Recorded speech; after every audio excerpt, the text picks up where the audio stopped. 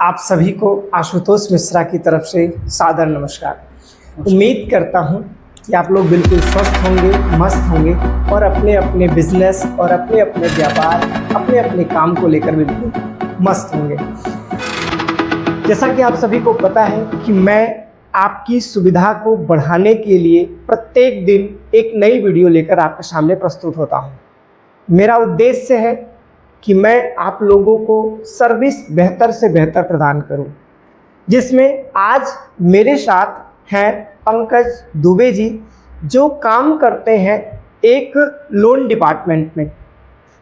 इनका मेन काम है कि अपने कस्टमर को हैप्पी लोन प्रदान करना।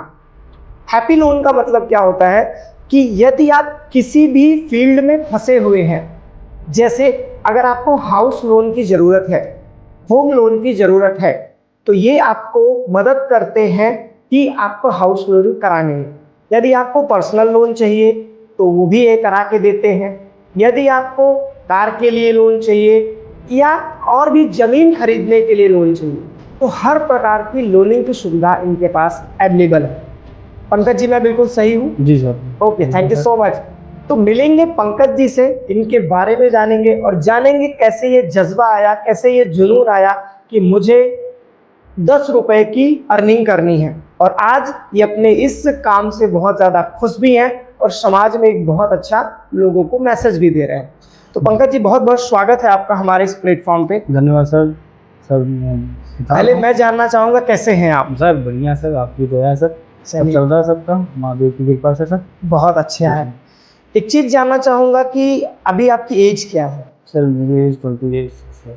अच्छा, 26 ईयर आपकी एज हो गई। कितना साल हो गया आपको काम करते हुए? सर मुझे 5 साल। 5 साल, यानी 21 ईयर की एज से आपने अर्निंग करना शुरू कर दिया, कमाई शुरू। जी। सोच लीजिए, एक 21 साल का बच्चा जब ये निर्णय लेता है कि मुझे 10 रुपए कमाना है, तो समाज, लोग कैसा कैसा विचार रखते होंगे और इनके मन में भी आया होगा कि मैं कौन सा काम करूं, क्या करूं। लेकिन आज इन्होंने पिछले 5 साल से एक ही फील्ड में काम किया और आज एक बेहतर मुकाम पर खड़े हैं आपके सामने। तो पंकज जी, आप लोन का काम देखते हैं। जी सर। अगर किसी को जमीन लेनी हो जी, तो क्या रिक्वायरमेंट होगी लोन के लिए? सर मिनिमम रिक्वायरमेंट होनी चाहिए, सिविल नीति ठीक होनी चाहिए। सिविल के साथ साथ मिनिमम डॉक्यूमेंट जैसे कि आधार कार्ड, पैन कार्ड, एक फ़ोटो, अप्लीकेंट एंड को अप्लीकेंट। तो जैसे मान लीजिए किसी को जमीन लेनी है तो उसका ये देखेंगे कि इसके पास आउट ऑफ इनकम क्या है। इनकम सबके लिए सर जरूरी है।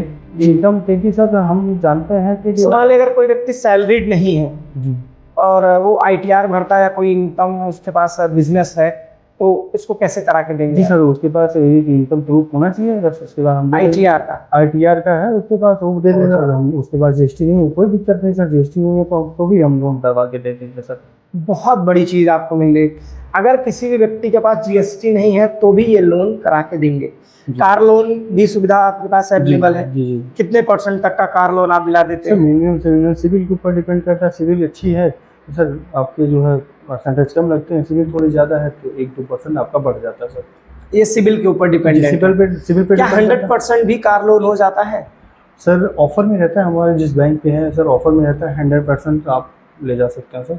ऑफर के अनुसार है। सर, अगर आप कोई मान लीजिए अगर आप कोई जॉब करते हैं जी, तो जॉब पे आपकी सैलरी आ रही होगी तो वहाँ से आपको ऑफर मिल जाएगा बैंक के माध्यम से। वहाँ से। या फिर अगर आप कोई बिजनेस करते होंगे तो वहाँ बिजनेस में आपका कोई अकाउंट होगा, टर्नओवर के हिसाब से आपके ऑफर आते हैं सर। ऑफर आते रहते हैं। जी। चलिए, तो ये हो गया जमीन के लिए। और क्या हाउस लोन भी करा के देते हैं? जी सर, हाउस लोन के लिए सर मैं हमेशा अवेलेबल हूँ, क्योंकि मैं छोटे से गांव से आया हूँ। तो हाउस लोन के लिए सर ऐसा क्या है कि मैं हाउस लोन के लिए बहुत सारे तकलीफ़ें झेला हूँ। तो मैं सोचता हूँ सबसे बड़ा काम होता है सर जीवन में एक घर बनाना। किसी के लिए घर बनाना आज के सर समय में महंगाई इतनी ज़्यादा बढ़ गई है तो बहुत बड़ी बात है। बेसिक नीड है ना, रोटी, कपड़ा और मकान।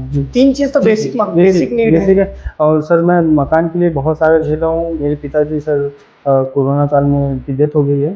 तो मुझे जो आपने बताया सर 21 की उम्र में, तो अब मेरे सपोर्ट के लिए सर मुझे जो पैसे की ज़रूरत है तो पैसे की ज़रूरत है, मैं अपने घर को कैसे चलाऊँ उसकी वजह से मैंने जॉब 21 साल की अवस्था में आपको इस कदम पे आना पड़ा। जी जी पिता के ना रहने का दुख और एक ऐसा परिवार जो थोड़ी सी जिम्मेदारियों से ना गुजरा और उसकी वजह से परिवार को कितना दुख झेलना पड़ता है, ये उसको ही पता है जिसका परिवार उनके साथ नहीं है। अगर आज इनके पिताजी के पास कोई टर्म इंश्योरेंस होता या कोई बड़ा इंश्योरेंस होता तो एक बड़ा अमाउंट भी आपको मिल जाता जिससे आप अपना बिजनेस व्यापार भी कर सकते हैं। लेकिन पिता के ना रहने पर एक 21 साल का बच्चा आज इस फील्ड में उतर कर, ठीक है आज इन्होंने 5 साल की कड़ी मेहनत किया, तो मेरा आप सभी से निवेदन है, यदि आप जॉब कर रहे हो या जॉब कोई बिजनेस कर रहे हो, कोई भी सोर्स ऑफ इनकम हो, अपना टर्म इंश्योरेंस जरूर करा लीजिए। टर्म इंश्योरेंस के लिए आशुतोष मिश्रा आपके लिए बिल्कुल खड़ा रहेगा। मेरी कंपनी को आपको पता है, मेरी कंपनी का नाम है टाटा। अब आपको टाटा के बारे में बताने की जरूरत नहीं है। टाटा AIA आपके लिए टर्म इंश्योरेंस है, टाटा AIG आपके हेल्थ इंश्योरेंस के लिए हर एक तरह की सुविधा हमारे पास अवेलेबल है। तो पंकज जी से मिलिए अगर आपको लोन की आवश्यकता है, और आशुतोष मिश्रा से मिलिए यदि आपको अपनी लाइफ को इंश्योरेंस की जरूरत है। तो हम दोनों लोग मिलकर आप लोगों की पूरी हेल्प करेंगे, पूरी मदद करेंगे जितना हम लोगों से हो सकता है। पंकज जी और कुछ बताना है आपको? जी सर, आपके माध्यम से आप जो बताएं सर, जो आपने कहा कि हाँ सही बात है, हमारे पिताजी को आप जैसा सजेशन देने वाला कोई नहीं था सर, इसलिए हम जो है इस मुकाम पे हैं। नहीं तो सर आप जैसे हैं, जैसे आपने लोगों को बता रहे हैं सर, हमारे जो आपके करीबी हैं, तो वैसा अगर कोई बताने वाला होता, हो सकता है मेरे पास भी सर आज जो है अच्छी अपॉर्चुनिटी होगी सर। मैंने पंकज जी एक चीज़ मैं बताऊँ, मार्केट में अपने आप को इंश्योरेंस एडवाइज़र कहने के रूप में बहुत सारे लोग जी वो अपना फ़ायदा देखते हैं, कभी कस्टमर का फ़ायदा वो नहीं देखते। जी क्यों?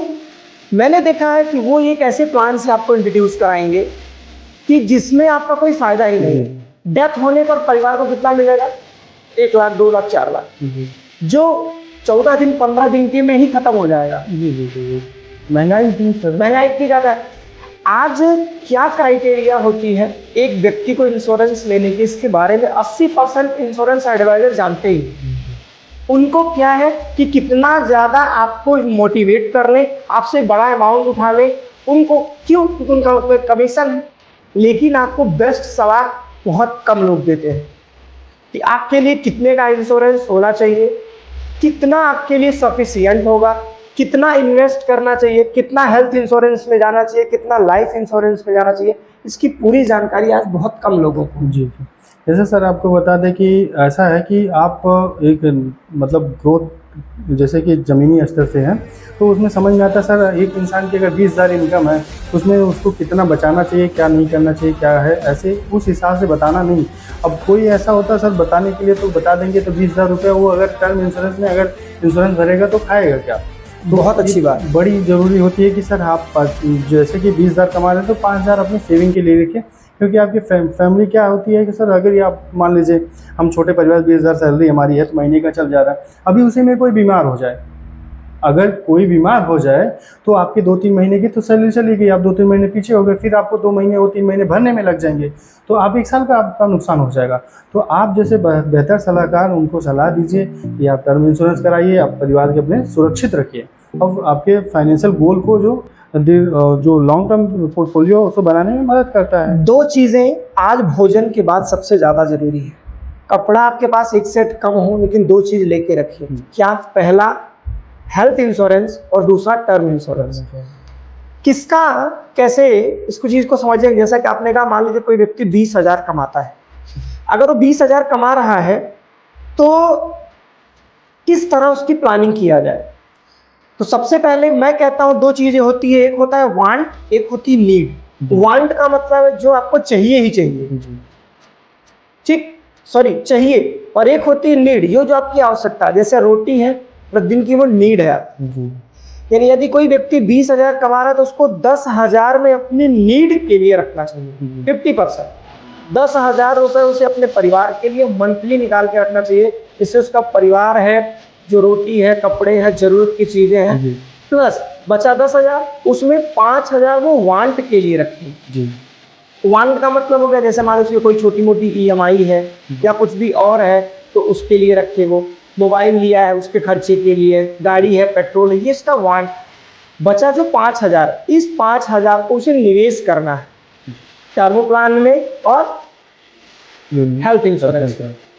तो यदि वो टर्म और हेल्थ लेके रखता है, जो 6 महीने बैक हुआ है वो कभी नहीं होगा। नहीं। मान लीजिए कि कोई व्यक्ति हेल्थ इंश्योरेंस लिया है, अब उसकी आमदनी है 20,000 रुपए, अब उसकी दवा का खर्चा, एक्सीडेंट हो या कुछ भी हो गया, दवा का खर्चा आ गया 4 लाख रुपया।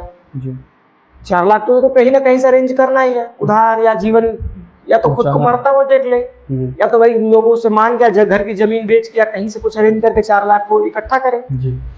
बट यही यदि आपके पास हेल्थ इंश्योरेंस है, आप अपने जेब से 1 रुपया नहीं दे रहे हैं, कहीं नहीं जाना सर, ना किसी के हाथ सामने गिड़गिड़ाना पड़ेगा, ना किसी के सामने हाथ फैला करना पड़ेगा। कुछ नहीं, आपका हेल्थ इंश्योरेंस है, सारी की सारी सुविधाएं आपको, आप सिक्योर हैं। बिल्कुल। दूसरी चीज, अगर में भी कुछ हो गया, एक्सीडेंट हुआ या कुछ भी घटना दुर्घटना में व्यक्ति नहीं रहा, तो कम से कम उसके पीछे उसके परिवार को हम 1 करोड़ या 50 लाख रुपए दिला देंगे अगर उसने टर्म इंश्योरेंस लिया है जी। और ये दोनों का खर्चा मैं 5,000 रुपए महीने में कवर कर दूंगा। जी। ये दोनों, हेल्थ इंश्योरेंस भी और टर्म इंश्योरेंस भी। टाटा टर्म 15 से 20,000 रुपए ईयरली पेमेंट पे 1 करोड़ तक का टर्म दे देती है। यानी 20,000 रुपए अगर आपकी एज के अनुसार है, अगर आप 30 से कम की एज में है तो 15 से 20,000 रुपए में मैं आपको 1 करोड़ तक का टर्म दिला दूंगा ईयरली में। जी। टाटा जैसे आपको बता दें सर कि मतलब टाटा की कोई पहचान की मोहताज तो है नहीं, टाटा को सब जानते हैं सर। बिल्कुल। तो अगर हमारी सुविधाएं आपको पसंद हैं, आप किसी भी प्रकार का संपर्क करना चाहते हैं, तो नीचे आपको मैं नंबर मेंशन कर रहा हूँ, उस नंबर पर कॉल करके पंकज जी से भी बात कर सकते हैं, मुझसे भी बात कर सकते हैं। मैं और पंकज जी दोनों मिलकर आपके लिए बेहतर भविष्य का चुनाव करेंगे। आप सभी को हृदय की अनंत गहराई से बहुत प्रेम पूर्वक सादर धन्यवाद।